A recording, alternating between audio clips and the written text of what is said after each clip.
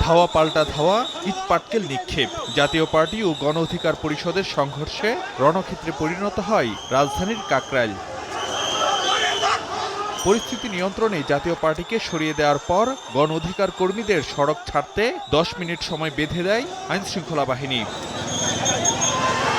নির্দেশনা মতো সড়ক না ছাড়াই লাঠিচার্জ করা হয় গণ অধিকার পরিষদের কর্মীদের। ধাওয়া করে বিজয়নগরে নিয়ে যায় আইনশৃঙ্খলা বাহিনী। এতে আহত হন দলটির সভাপতি নুরুল হক নূর সহ বেশ কয়েকজন।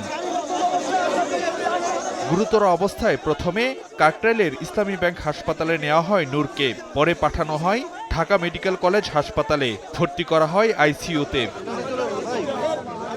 হামলার ঘটনায় শনিবার দুপুরে সারা দেশে বিক্ষোভের ডাক দিয়েছে গণ অধিকার পরিষদ। জড়িতদের চিহ্নিত করে ব্যবস্থা নিতে সরকারকে দেওয়া হয় 24 ঘন্টার আলটিমেটাম।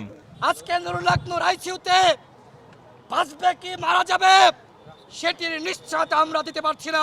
ডাক্তার সাহেব ইনফরমেশন দিয়েছেন নুরুল হক নূরের মস্তিষ্কে রক্তক্ষরণ হচ্ছে।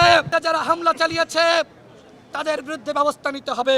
সময় 24 ঘন্টা, এর মধ্যে এদেরকে চিহ্নিত করে শাস্তির আওতায় আনতে হবে, অন্যথায় আমরা কিন্তু যমুনা ঘেরাও করব।